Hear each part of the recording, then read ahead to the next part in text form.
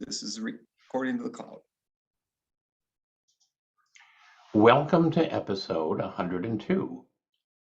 And we're excited tonight to have two of my colleagues at the Harvard Graduate School of Education, Professors Monica Higgin and Jim Honan, to discuss scale for impact with us.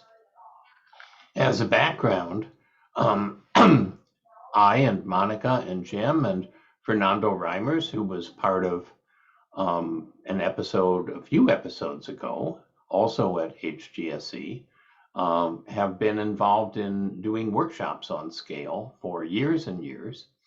And we greatly enjoy playing off each other with our different frameworks and ideas. And so we look forward to having a conversation about this tonight. I have been stressing scale recently because when this show started 2 years ago, all of us agreed that it was the best opportunity for transformation any of us had seen in our lifetimes, because the dead hand of the past and the compliance mentality of the present have been undercut by the pandemic. That's the silver lining. And the question is, are we going to be smart enough to really take advantage of that at scale, as opposed to doing lots of little islands that then wash away when the tide of transformation recedes? So with that as a background, I'm going to ask Monica first and then Jim to introduce themselves and to talk a bit about the lens that they bring to thinking about scale. Wonderful. So hello, good day, good afternoon, good morning, wherever you are calling in from. Kurt and Chris, thank you for having me on board. And Jim, it's wonderful as always to work with you. So I'm Monica Higgins. I've been on the Harvard faculty for, I think, 26 years. I started off over at Harvard Business School, so more on the kind of for-profit side. And I moved over to education. Actually, I moved over to education before I actually formally moved over to Harvard Graduate School of Education, where I'm very happy to be thinking about all sorts of issues, including entrepreneurship and scaling in education in the public sector.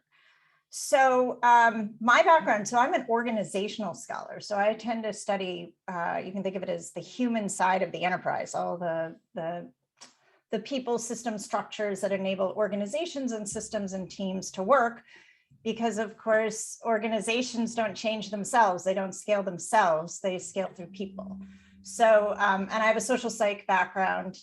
I also do have a strategy background. I worked at a company before academia called Bain & Company, which is a strategy consulting firm. So I love the idea of strategy as well. And as Chris said, we, Jim and Chris and I, along with Fernando, have been working on a workshop that was temporarily put on hold during the pandemic, but I'd be happy to talk about that workshop as well. But I thought I'd talk about just three sort of tripwires I've seen when I think about scaling for impact, not just in education, but let's say in education. So the first is, I know the title of this is Strategies for Scaling to Achieve Educational Impact. And that's terrific, and it's not just about strategy, it's about capacity.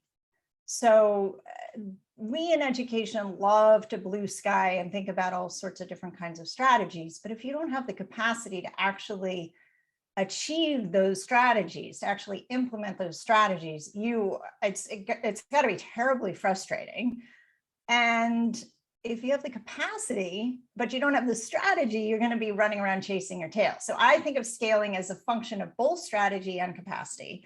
And sometimes I find that we tend to lean on one side or the other, and we forget about that. You know, I would consider even, you know, sometimes I've seen things at Harvard that have tried to get off the ground and we plumb don't have the capacity to do it. So, so I would just say those two factors are important.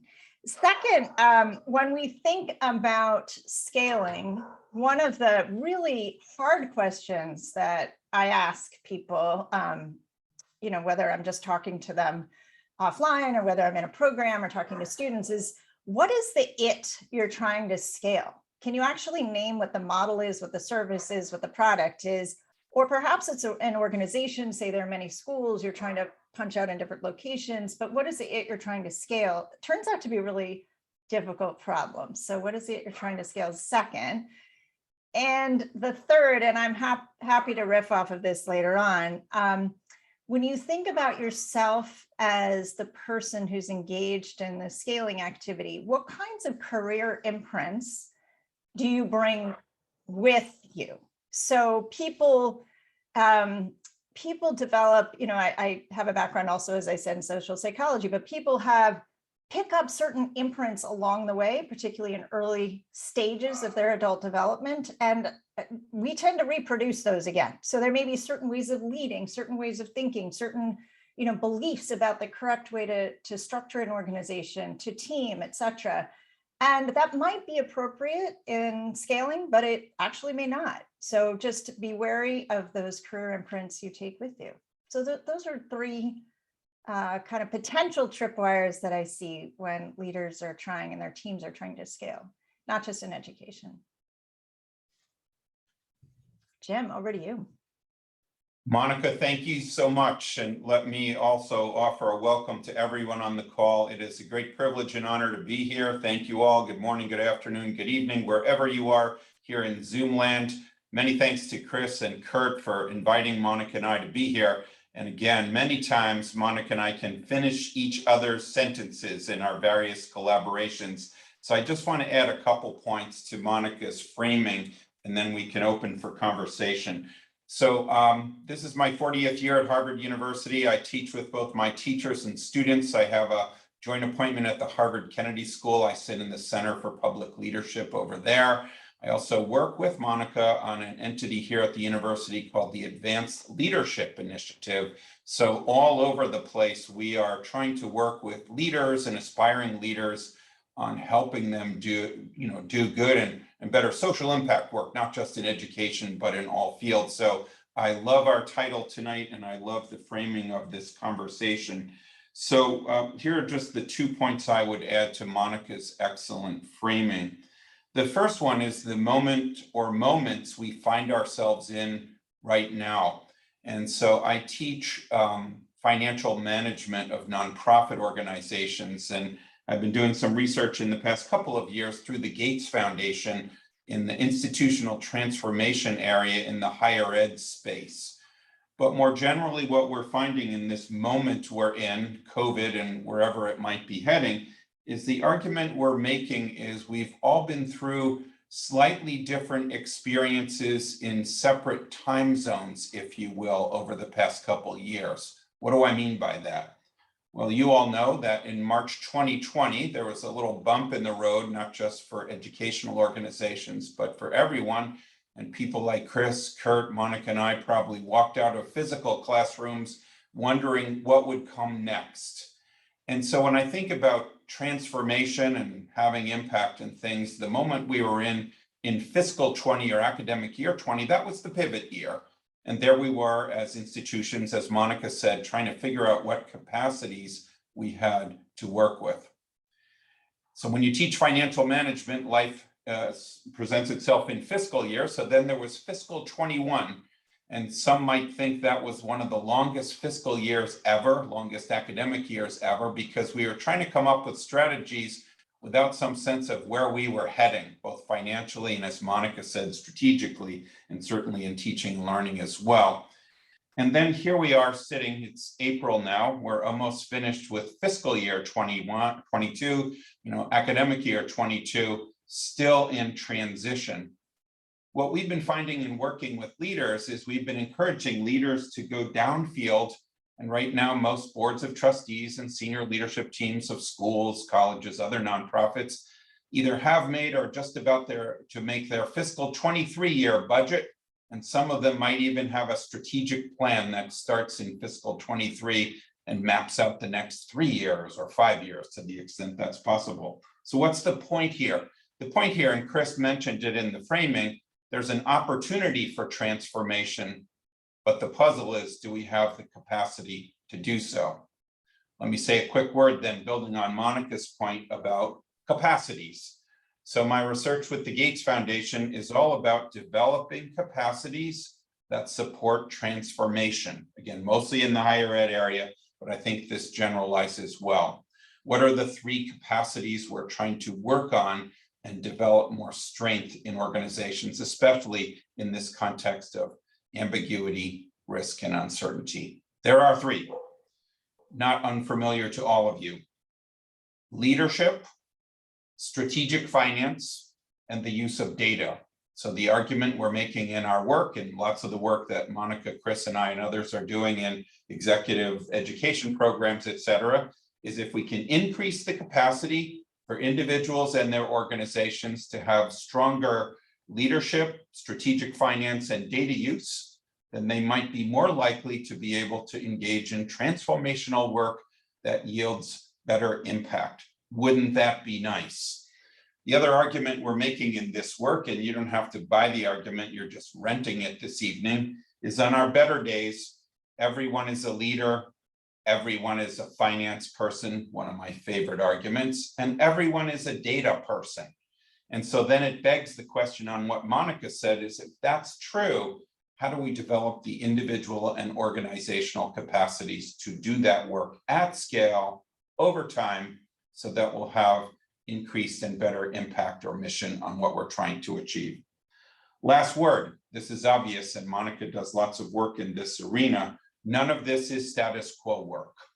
So whether it's the capacity building, the scaling, whatever the transformation is about, the other puzzle we have is some version of either change management or change leadership to say, how do we actually think about all of this on top of it in a way to encourage our colleagues, and Monica mentioned the very human side of this, how can we develop the capacity for teachers, staff members, et cetera, to embrace that change and actually embody it in their practice? So again, 3 ideas: this context of risk, ambiguity, and uncertainty, separate time zones. Each year presents itself differently.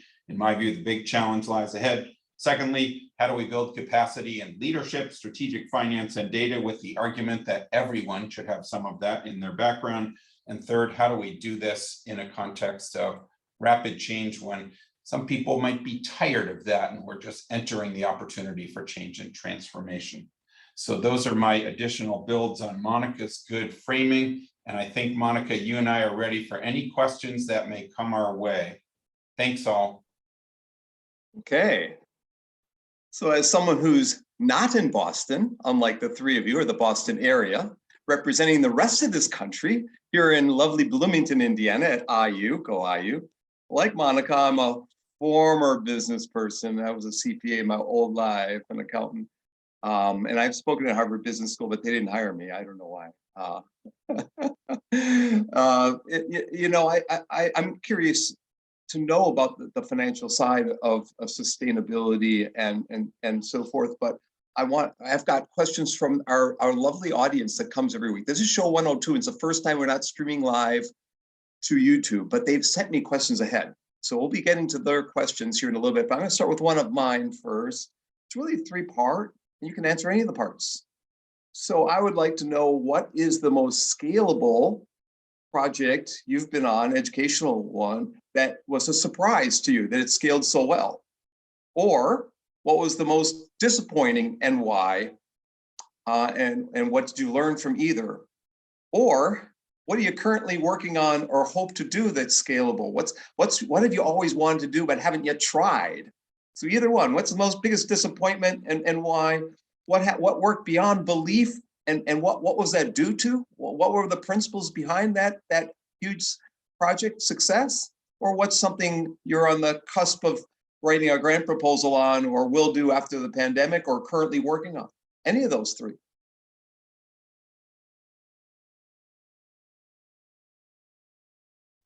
I hate to take the negative,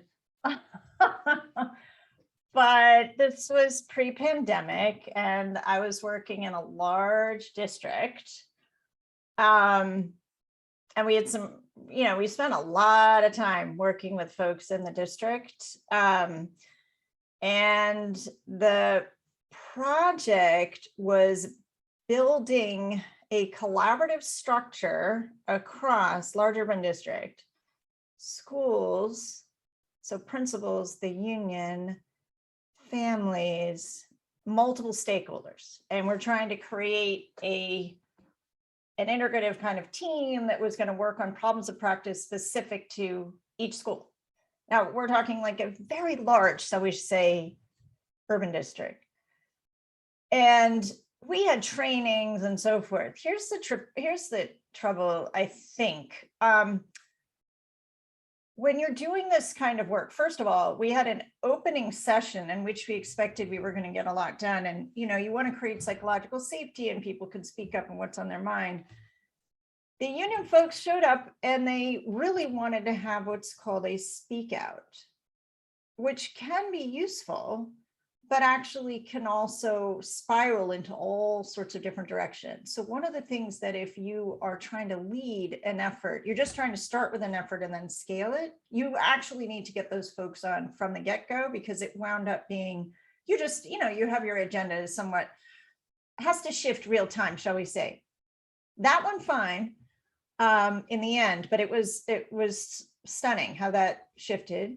And then I think the second piece that was in terms of the scaling piece was trying to figure out how to hand off the work. So this is actually a really interesting question from a scaling perspective. Say, oftentimes people come in with solutions. In this case, it was a bunch of universities came in. We were coming in together with our own team. And we were working with facilitators to hand it off. And it was extremely difficult because they were already certified and et cetera and so on in the district. It's very hard to figure out in general how to hand off some kind of initiative so that it actually is owned by the folks who are doing the scaling. And I'm now involved in a research group, which is looking at this very issue. If you want organizations to learn on their own, and you can define success as actually getting yourself out of the picture, what is the timing and the sequencing for letting go? And how do you do that baton pass? I would say, I don't think that we were able to do the baton pass very well in this particular instance. And I admit that, but I learned a lot from it and now doing some research on it. So that's for me. So let me build on Monica's good points there. And this is a great question. So here's what I have learned in this work, both in our teaching and research and actually doing some work in the field. This may be obvious. Scale takes an awful long time to achieve. And build on what Monica said, you'll be working with a group of people or some generation of the organization or the network or whatever the entity is you're trying to work with for scale. And what's going to happen?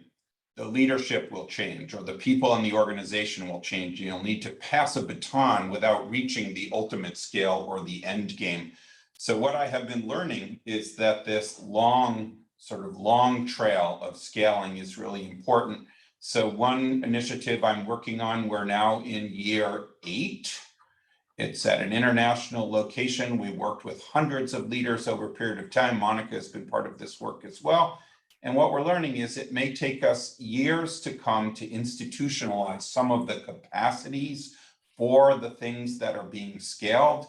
And we're taking as a given that the leaders and the people doing the work will change over time. So for me, the biggest thing to watch for, I don't call it a failure, it's just a thing to watch for, is building in the possibility that the people you're working with are going to change as you do this long-term work, and building that into the capacity building over time. So we're very much into baton passes and institutionalizing the work over time.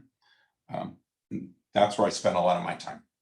Jim, I would say, just kind of building on that, in this particular instance that I was kind of talking about in the abstract, there was also that. There was also like, we need a parent, we need a principal, we need or somebody in the senior leadership of a school. And if folks are busy and they're engaged in other things, you have to be able to shift roles. So one of the things that got me thinking about what are the implementation teams, you know, that have to actually get the idea across and spread and scaled is how can you define the role in such a way that you can, and the relationships, how do you build the relationships in such a way that you can actually, you know, tap somebody and do the baton pass pretty easily, because you can't expect everybody to always be at, say, meetings, you know, if that's the unit of interaction.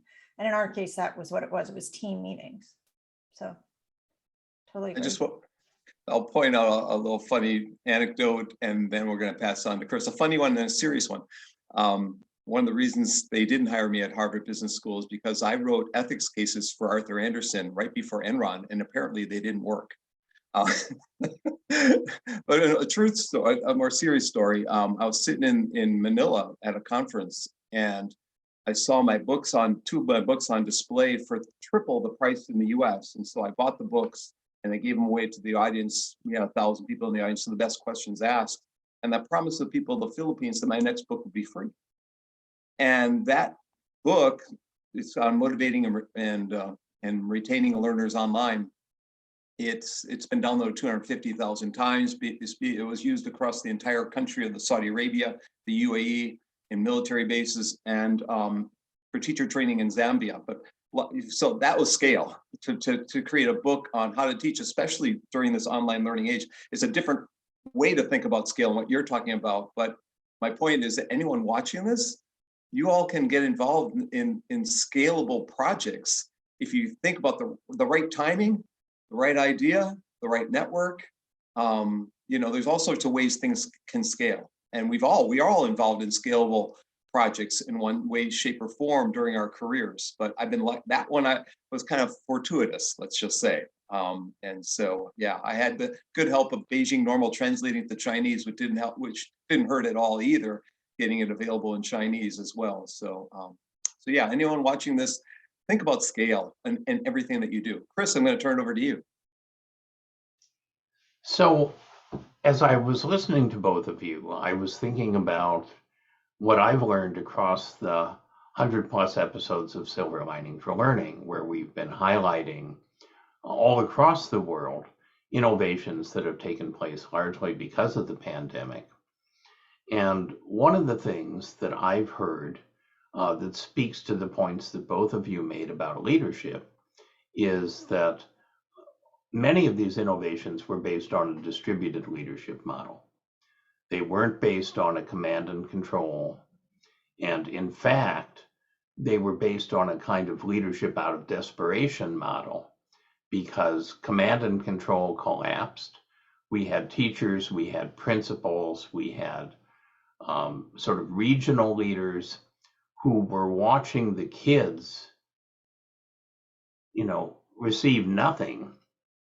And they said, this is unacceptable. I don't know what we're going to do, and I don't know how we're going to do it, but we're going to do something, and we're going to make it work no matter what. And there were other, of course, leaders, as you know, we read about them in the news every day, who just did nothing and said, well, nobody has told me what to do, so I guess the kids are just out of luck.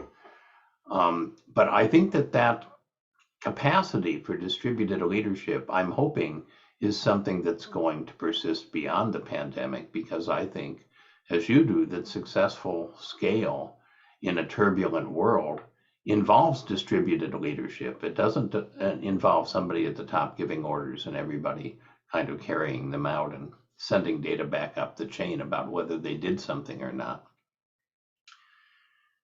And the second point that occurred to me was about capacity, because people have capacity thrust upon them. One of our first episodes was about a master's student at Harvard from Uruguay who had just become the ed tech person for the country. And then suddenly, with the pandemic, he was the education person for the country. And everybody came to him and said, what do you need? You name it and we'll give it to you, because we have to do something. We have to educate these kids. And so capacity by necessity was an interesting kind of phenomenon that we've seen in a lot of these episodes. And of course, there are many cases in which people didn't assume the mantle of the capacity, or they handled the capacity badly. But what we've seen in our episodes, at least, which are selective, is successes with people being offered capacity that they never would have been offered under normal conditions, and taking advantage of that and making a big transformative change on the basis. And Monica, when you talked about ownership, it reminded me of my own 5-part framework for scale, and one of the dimensions is shift. And shift is this idea that it moves from becoming Chris Dede's consulting model about what we should do into my model, far better than Chris Dede's, where I adapted what he said and took out the poor ideas and put in my own good ideas. And now I have this wonderful model that's mine, which is absolutely what is needed to get to sustainable scale. And the pandemic, again, has fostered this kind of shift, because people who are in a distributed leadership position and pull off something that starts to use capacity that they've been given have a tremendous sense of ownership. And I think they came to this program in part because they wanted not only resources to continue what they were doing, but they wanted to share models across the world, scaling the models rather than necessarily scaling the specific brand of whatever it is that they were doing. So when we again offer our workshop together, are there things that you're going to say that are sort of like, I used to think thus and such about scale, but now after the pandemic, I think this about scale?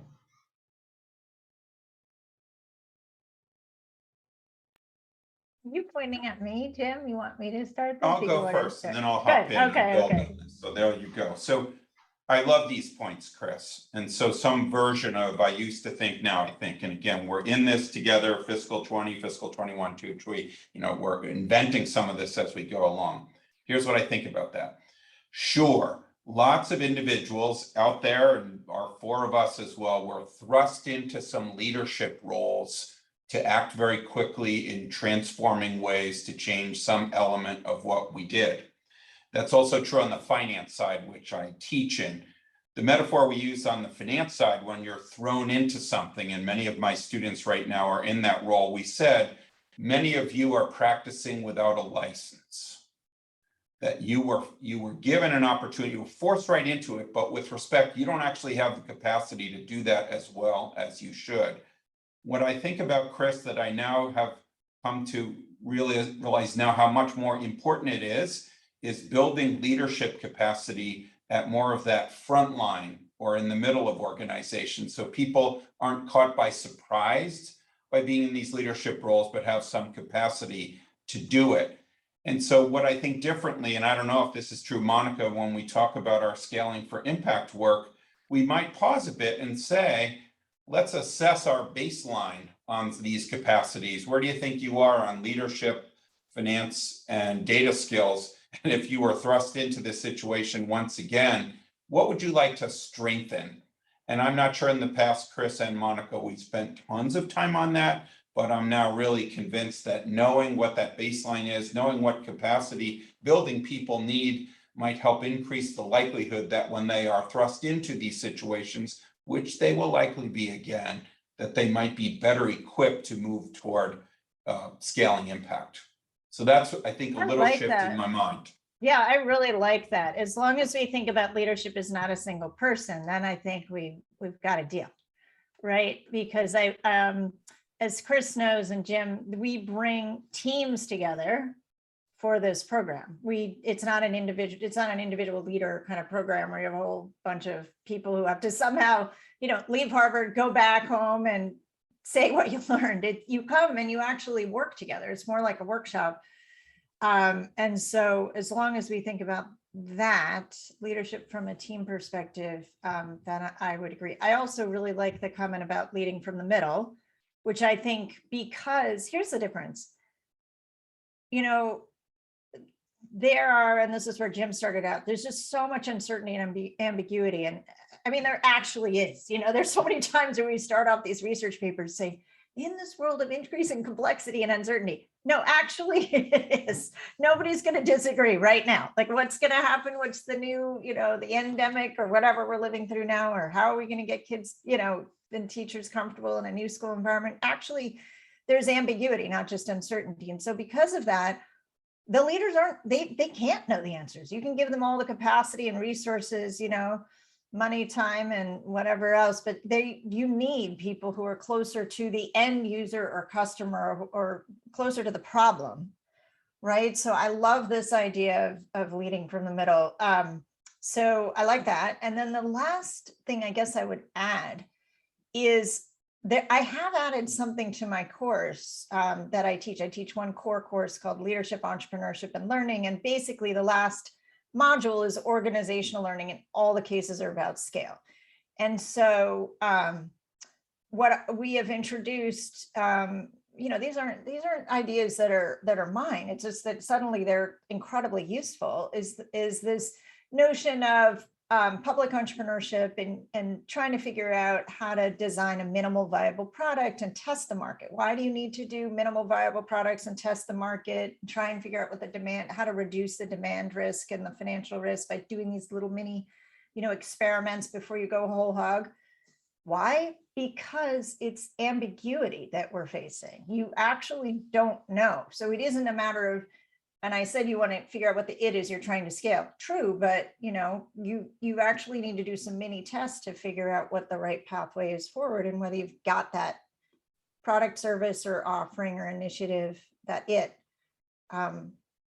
really, whether you've hit the pain in the marketplace, so to speak, using data, as Jim said. So I think it's going to be super fun when we offer this again, but I would add that MVP kind of case module exercise workshop piece that I've been doing the last few years, and people are just eating it up. I just think it's kind of come back around. We used to talk about this ages ago in the private sector. Now it's, it's something we need right now.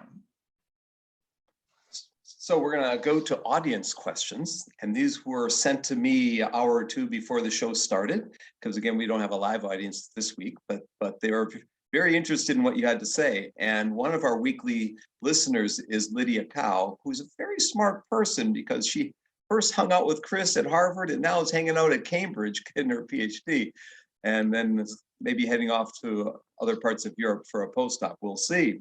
She has two questions, and I think I'll ask them both right away, and then we'll go to try and answer either one of them or both of them, then we'll go to the next person's and the one after that. She says, or two general questions that she has. What are some principles / heuristics that policymakers and designers can use to think about questions such as what is worth scaling? What is scalable? And her second question is, what are the trade-offs of having a model adapted from elsewhere versus one that emerges organically from the context? Do you need me to repeat either of those, or do you get that? It looks like Jim's got an answer first. So Jim, you want to jump in either one of those? Sure, I'll echo on both and then back to Monica. So I love the first question. I'm glad the word policy was invoked. So just this week in my class, I teach a course on entrepreneurship. We taught a case on policy entrepreneurship. Why does that matter? And I know we have folks from around the world. Is in lots of parts of the world, the model for education has a ministerial structure, highly centralized, and the acts of policymakers, that question of what's worth scaling, my answer to that is whatever the ministry thinks is worth scaling might very well be on the agenda for scalable things. And here in the United States, and what we taught the other day was the policy levels at 3 domains: local, state, and national. And the argument we were making is the actions at the state level. So the context, it goes to the context question. So idea one is if I were giving advice, is to pay attention to the context you're in and what are the policy conversations about what's happening for ideas that might be scaled. How do things get scaled in the public sector? They enter into legislation, whether locally at the state level or national or federal, national level around the world. And then secondly, resources follow. I should note, and Monica and Chris would agree with this, scaling is not free. And so why that question is terribly important is to say whatever might go on in the policy domain probably has some legislation and funding to follow. It also has some accountability. That last question, I'm going to turn to Monica here. This is this notion if something is working at one location or site, can we bring the idea to another site as opposed to organically growing it in our own context? And that's such a hard question. I'm going to defer that one to Monica. Nice. Giving me the hard one there. Okay. No. Thank you for those excellent questions. These aren't questions you can answer in a simple, couple of minutes, that. So And that's why she's at Cambridge. and that's why she may do some writing on this, but just to say, you need to look at, in terms of thinking about both questions, to be honest, you need to look at the transferability of the innovation. So the innovation is the it that we were already talking about, but you define what the innovation is. And then is it actually transferable to somewhere else? I mean, one of my big ahas coming from the private sector moving over to education was that education is a local market business. It's a local market business. I mean, it is just, you have all the local context and, it's not just from a policy angle, it's everything. It's the culture, it's a community, etc. So is this innovation transferable? And then what's the demand? Where's the pain in the marketplace and so forth? And here I would just ask that, and this is just kind of, thinking about marketing. So I have an MBA and I loved marketing. Marketing is basically strategy. So, when you think about the pain in the marketplace or demand in any market, you have multiple ways to think about your customer. Okay. So I don't know what innovation she's talking about, but there could be a buyer, that's one customer. There's the end beneficiary, which could be a student, and there could be influencers that could be parents. So when you say demand in the marketplace, which one of those customers would you actually consider the pain in the marketplace? So if it's the parents that are having, teachers actually don't generally buy. They're kind of the ones who need to deliver it. But if there's pain in the marketplace at the district level, how does that impact the way you would answer it? Can I transfer this innovation to this market space? Or are people actually going to buy it? When you think about if the pain in the marketplace has to do with the students, well, do these students actually need the thing that I'm offering? Maybe they don't. Maybe this is in a particular context. I don't know, an affluent context, perhaps that doesn't need this thing, right? So I would argue that those two dimensions, since you asked about concepts, transferability and demand in the marketplace, considering at least those three kinds of customers. Hope that's helpful. Sure. And we have Gerald Fussell from Lake Trail Community School, Comox Valley School District, a principal in the British Columbia area. He has a couple of things. It'll take me a little bit to unpack this here. So he thought Lydia's questions were great. So we had some interaction between and among the audience members. He wants to connect to them. He says, I'm curious about how to leverage opportunity for change and then transitioning that change to have lasting impact. Many of the innovations we have seen in the past 2 years remain isolated and have been lost as we have been reverting to our new normal, quote unquote. However, my suspicion is that mindsets are changing, and that might be where we need to look for scalable change.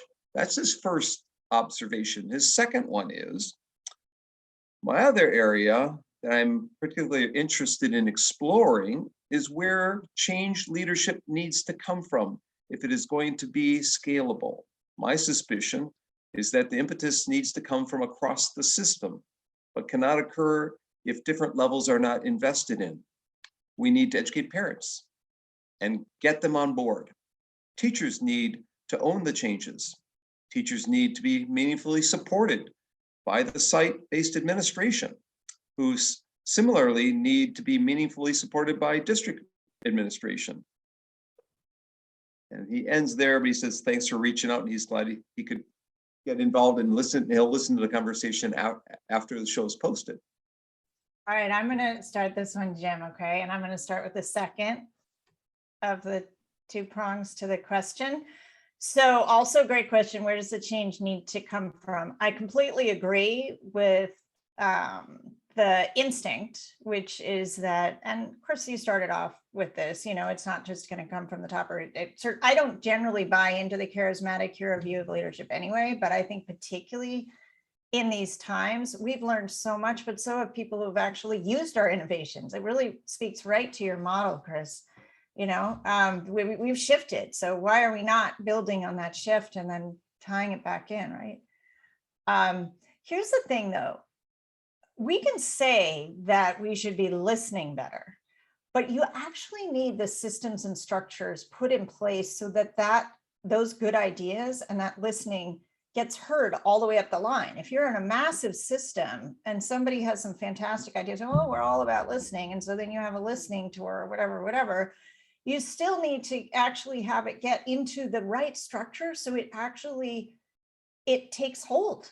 And so there's some really interesting work around reverse innovation, which was looking at like developing country contexts in which you think about, you know, folks that have learned in developing countries and bringing those innovations actually to developed countries. And, you know, I think there are lots of ways in which in education and in the public sector context in which we can look at our innovations and just say, you know, it's kind of a bottoms up as opposed to top down approach. But I guess what I'm saying is you still need the structure. And so there are some, and I've seen this, it just gets really slippery, you know, that we kind of say we want to do these things and listen, but it's just, it slips right through your fingers if you don't have some way of making sure, like, okay, every week we're going to take this, then we're going to do an MVP on it, then we're going to see whether we're going to, you know, which one is going to survive, and then we're going to, you know, otherwise it is just listening. And frankly, if I was a person voicing my idea, I might be, you know, really not only disappointed, but feel worse about leadership if that nothing happened at all on the other end. So let me build on those ideas, and I so appreciate this question as well. Again, coming from a principal in a larger system, if you will. It's hard if your changes and your innovations are isolated, because with respect, that won't be a scaled impact move. It'll be an isolated innovation, and maybe you'll get some credit, but you won't move the needle on the larger piece. I guess the two observations I would make, and Chris, Monica, and I focus on scaling impact, which is a pretty high bar. To invoke my friend Ronnie Heifetz's distinction, it seems to me scaling for impact is an adaptive challenge as opposed to a technical challenge. It's going to take a long time and it has to be systemic. The second part of that is then what's the role of senior leaders or systems leaders? It seems to me they would need to be sensitive to the fact that, in my view, and some of my colleagues who I work with, transformation is a team sport.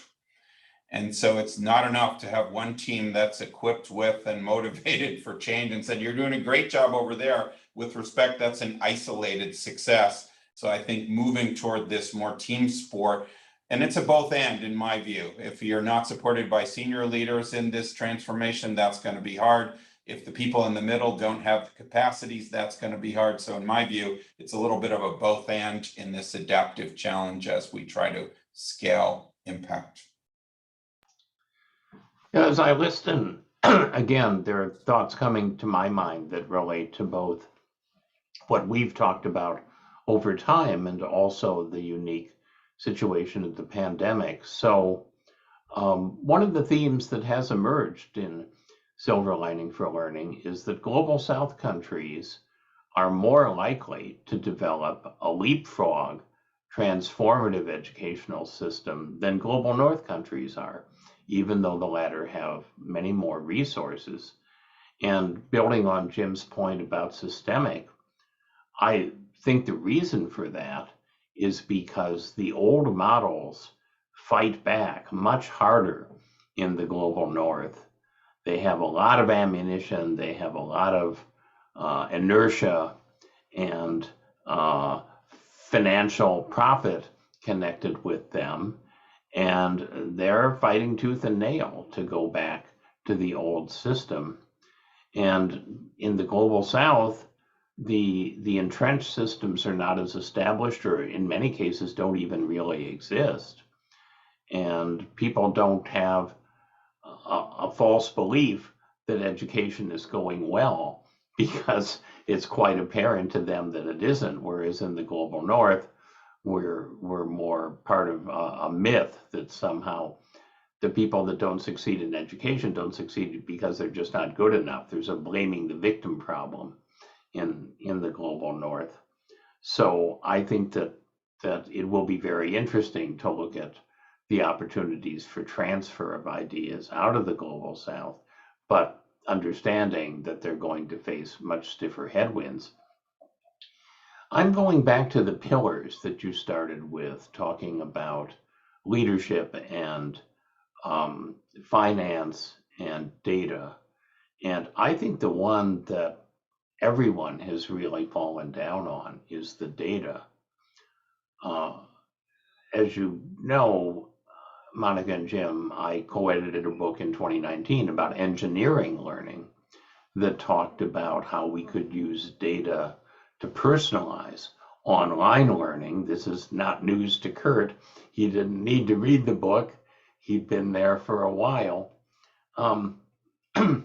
And here this wonderful opportunity came along, particularly in higher education, to do some of this engineering of learning. And nobody that I'm aware of has really been doing it, including Harvard. And it's just such a lost opportunity. And in fact, what the forces of resistance to transformation are doing is taking advantage of the lack of data. So they assert, well, there's massive learning loss. Well, for some students, there's learning loss. For other students, there's actually learning gains. And for all students, there's gains in kinds of learning that we don't measure. So in the absence of data, people can claim just about anything and be believed. And it's just tragic, I think, that we have not taken advantage of this opportunity to really measure carefully. Kurt, you may be aware of some efforts in that direction that you want to highlight. Actually, I was going to have them do that. That's my next question. But actually, I'll introduce the next guests, and they're involved exactly in some of that. So we'll wait to the end of the show here. But Monica or Jim, you want to respond to what Chris had to say before I ask the third of the yeah, let me go quick on my friend Chris's observation. And Chris, you mentioned this when you briefed Monica and I on this, and I think it's a very important point. This is obvious to everybody. There have been differential effects on students, organizations, et cetera, and the resource differences are quite significant. And I think this is important moving forward. And I do take your point, Chris, that in institutions that have resources, it seems to me some people are wondering, when are we going back to what we were doing before in some way? And you have that informal line, people say, oh, that's so 2019, meaning that whatever we were doing then, we're just trying to get back to that. I think we're seeing other organizations, especially under-resourced organizations, that don't have that choice. It's forward and forward after that to continue to innovate, and they don't have the resource base moving forward to even consider going back to whatever that was before. So that's point one. The second one, Chris, I take the point that we may have fallen short on data during this time, but what we're finding, and in my area, we're falling short in the finance area because a lot of the innovations that we're engaged in with respect are not financially sustainable. One of the findings on one of our research teams is the good news is you innovated and you did this new stuff, and that's really terrific. The bad news is 3 years from now, you don't have a financial plan to sustain those particular innovations. Real quick, we had someone in a team program a couple of weeks ago who was on a 1-year contract in new and innovative work. And the puzzle was, what happens after fiscal 22? That work ends. So I think not just the data piece, Chris, but financially, this is where we're telling people, if you're interested in scaling impact, you should be downfield on all of these matters, especially on the money and I take your point on the data, but I turn to Monica. Well, I'm just going to take a slightly different tack, which is that I certainly think that there have been both learning gains and learning losses, as Chris said. And I think we've had a global pandemic, but also a racial reckoning. These are stacked crises these past couple of years. It's not just the health crisis, and those interact. And so I appreciate us being thoughtful about that as well. But when you think about learning, I mean, my own research looks at the kind of, I think you could use the word synchrony between, if the adults in the building are actually learning, generally speaking, you can expect the kids to learn. My own research looks at the culture and climate of schools as reported by the adults. And I find that if this is a, psychologically safe environment, the kids feel psychologically safe, which we know is tied to learning. So here's the thing, in the pandemic, everybody has been stretched. I do think the teachers have had to learn. The administrators have had to learn. So I actually think there are learning gains there. And kids have had to learn, so when you said, Chris, there are different ways to think about learning. I mean, the multiplexity now, it's mind-boggling. What kids, how they can, yes, of course, there are downsides to multitasking and this and that, but I can't even, I can't even keep up. I have a 16-year-old. It is mind-blowing. And I think the last couple of years, she's gotten even more ambidextrous, if that's even possible. But for other families and kids in different situations, it's been extraordinarily difficult. So I think both, yes, and both. Well, I'll jump in with the third in the set of three questions. The third one is from Dadzi Amamoto. He's in Ottawa, working in Justin Trudeau's office. And he asks, my question, what are the top 3 best scaling strategies for higher education institutions across the world? What makes scaling most challenging? It's a shorter question.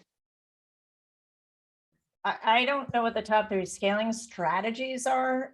Maybe Jim, who's doing more in higher ed than me, but I have to say I'm deeply involved in scaling at Harvard, various different initiatives. It's capacity. It's not the strategy, it's the capacity. And at some point you need to stop with your blue skying and stick to something and try it out. And then have the capacity to actually deliver with very high standards for quality. And then learn and move on. But I mean, the capacity is the tripwire. And I, Chris, when you were saying people are given capacity, I think the opposite is also true, that there are many people who have been asked to step up, but they don't have, for whatever reasons, the resources. And here, I mean, time, people, and money. And sometimes it's simply time, So I would add the capacity dimension again. But Jim, I'm with you, Monica. Like Monica, I work with, and some of these we overlap with either ideas or models that might be scalable. What's the secret sauce? And I think it's back to the basics of what Monica just said. What are the capacities? Persistence, getting people to own leadership for moving things forward. And I take the point, if the person is in a ministerial education office there, you're going to have to find people who are willing to lead the scaling effort. And then find back to the team sport part. You can't scale by yourself. So what we find in our system, and Monica, Chris, and I are in that, is maintaining the collective commitment to scale. And back to my earlier point, it's not an overnight success. And in some cases, and Monica and Chris have been on this, there's things I've been sitting with for decades that you really have to sort of believe in the long-term possibility of the scale part.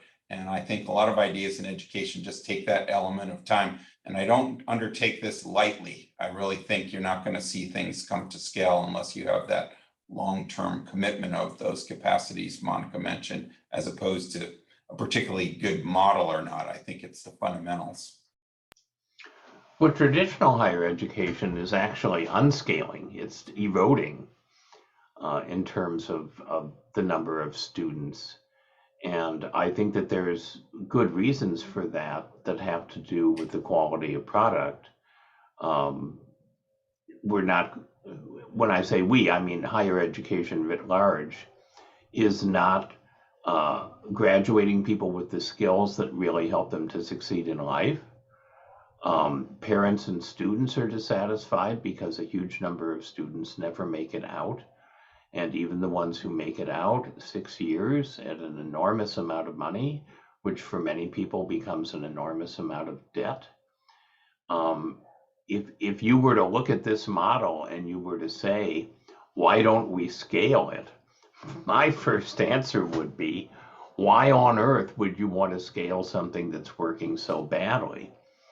And in fact, other people who may not be framing the question that way, but who are voting with their feet and going into alternative ways of getting jobs and building their skills are sending a message to higher education. So I think that the first question for higher education is, what are we worth doing? What are we doing that's worth scaling? Or do we have the capacity to do anything that's worth scaling, as Jim and Monica are making as a point? But I do think that there are opportunities certainly available to higher education. A lot of my recent work has been on workforce capacity building. And the pandemic, if anything, has exacerbated the need for workforce capacity building, and the turbulence and ambiguity that we've all talked about, plus the rise of artificial intelligence, which I'm involved with, is further creating a demand for workforce capacity building. But even places that have that as their focus, like Harvard's Division of Continuing Education, have some growing to do to really be effective in meeting the new set of needs that are emerging. And the traditional universities are just sort of looking at that and saying, no thanks. We don't offer that on the menu. Well, that's a problem. I've talked in the show about Newport, Rhode Island, and the many deserted mansions from the Gilded Age, because people thought they were in the railroad business, but they were in the transportation business, and they were hammered by the airplane and the automobile. We're not in the education business anymore. We're in the learning business, the lifelong learning business. It's a really different business, and scale in that business is a really different animal. So Kurt, you have the opportunity both to present some closing thoughts and thanks, and also to frame what we're up to next week. So I am going to frame next week. I want to give Jim and Monica a chance to say what their next project is, or the idea in their brain is that there is a scalable, some scalable project that they have in mind, or that just written a grant about. What was the grant about, or what will it be about, or what you're working on? So I'm trying to scale my teaching in strategic finance. So I have a multi-pronged research and executive education and some online builds. So hopefully in the years ahead, I can pull all those strands together and do an open source scalable model for what I've been teaching. Okay, Monica. So jumping off of what Chris said, that we're in the learning business, we pilot tested something which is very similar to what we're doing right here, which is a podcast. And it was started off as kind of a joke between myself and my co-faculty colleague, because we were listening to the same podcast. And I said, well, let's start a podcast. This is just in the summer of 2020. And we started it, and we're almost at 50 episodes. We do every single week, except for during the summer. And it's been fantastic. And I'll say why. Obviously, a lot of people do podcasts, but it's called A608 After Hours. And what we're trying to, A608 is the course we teach. And what we're trying to do is bring the outside world into the classroom. So talk about thinking, how are we trying to help people learn? Well, we're trying to help them learn about these concepts and ideas in practice. And so we have this kind of protocol of talking about what we learned in class this week, and then bringing people in to say, okay, let's talk about that in practice. And also has the opportunity of bringing in diverse voices from the field, people who are out in in leadership positions. That's been so much fun. It's just been tremendously valuable. I think it kind of echoes some of the trends in higher ed right now, with kind of trying to do not just project-based learning, but really thinking about the applicability of the work. And as you move to online models, you know, teaching students who are actually working at the same time they're taking the classes, and just bringing much closer together the classroom and practice. And so we're going to continue doing it, and we're thinking about other channels and all sorts of fun stuff. Really enjoy it as well. That sounds great. Thank you for answering all of the difficult questions to the audience, as well as our questions. This hour's gone fast. Next week, thank you. Next week is show 103. And it's don't just be savvy, be world savvy, because we're going to hear from people who for the past couple of decades been involved in a nonprofit that has impacted lots of people. World Savvy is a national nonprofit that works with educators and community leaders and focuses on creating inclusive schools, inclusive classrooms, building on student problem solving, empathy skills, and higher order thinking, and the real world challenges that they're facing today. They support system-wide change in schools, and they have so far impacted more than 808,000 students, 7,000 educators in 45 states and 32 countries. Their goal by 2035 is to impact 10,000 K-12 schools in diverse geographies across the US, reaching an estimated 5 million students. They have ambitious goals. Come listen to what they have to say next week. It'll be early, 90 minutes early. We'll be at 4 p.m. Eastern time, which is 3 p.m. for the folks who are coming. Dana Mortens is the CEO and the head of World Savvy in Minneapolis. So they'll be at 3 o'clock in Minneapolis, 4 o'clock in Boston and Indiana. So I hope to see you all. And thanks again this week. Thank you, Monica. Thank you, Jim. Thank you so much. Thanks all. So I have